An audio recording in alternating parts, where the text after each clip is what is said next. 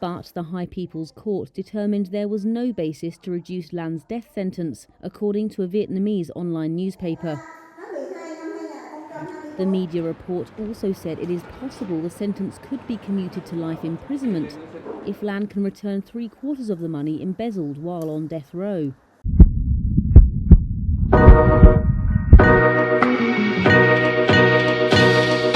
So this story that I wanted to cover, this was absolutely just wild. So hear this for a moment, okay? Vietnamese property tycoon Trong My Lan has lost her appeal against the death sentence handed down to her for masterminding the world's biggest bank fraud. And now listen to this. The 68-year-old is now in a race for her life because the law of Vietnam states that if she could pay back 75% of what she took, her sentence will be commuted to life imprisonment. She controlled the Saigon commercial bank, she opened up shell companies, she took out loans. All of this over the span of about 10 years and totaling about $44 billion. Now of that amount, about $27 billion was misappropriated and then $12 billion was embezzled. So everybody knows that when it comes down to white collar crime, you generally do not hear the death sentence being the mode that they go to. I mean, heck, look at Bernie Madoff. Bernie Madoff has been arrested. They think it's a story about one man. There is no way you can run a $50 billion Ponzi scheme and not have anybody else know about it. Madoff was the scapegoat for the financial crisis. But in a blue-collar crime, the bodies drop before you investigate. In a white-collar crime, they drop afterwards. Now, during her trial, she said that she was embarrassed to be such a drain on the state. And when she was convicted, she was the chairwoman at the time of the real estate group Van Tin Fat Group.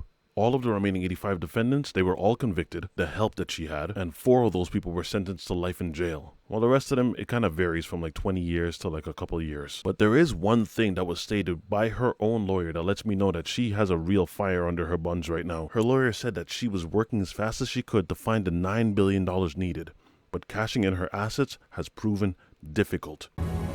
There was no other way.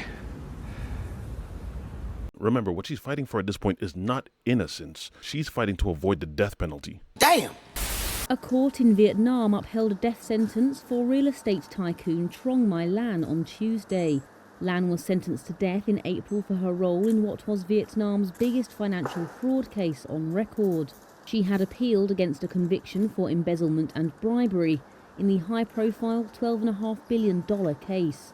But the High People's Court determined there was no basis to reduce Lan's death sentence, according to a Vietnamese online newspaper. The media report also said it is possible the sentence could be commuted to life imprisonment if Lan can return 3/4 of the money embezzled while on death row. The case is part of a years-long crackdown on corruption in a campaign locally known as Blazing Furnace. Lan, who was the chairwoman of Van Tin Fat Holdings Group, still has the right to request a review under Vietnam's cassation or retrial procedures. Her arrest in 2022 sparked a run on Saigon Joint Stock Commercial Bank, which was at the centre of the fraud and largely owned by Lan through her proxies. Apart from the death sentence, Lan was handed a life sentence at a separate trial in October. She was found guilty of obtaining property by fraud, money laundering and illegal cross-border money transfers. Absolutely, positively insane. That's all I got for now. Be easy, y'all.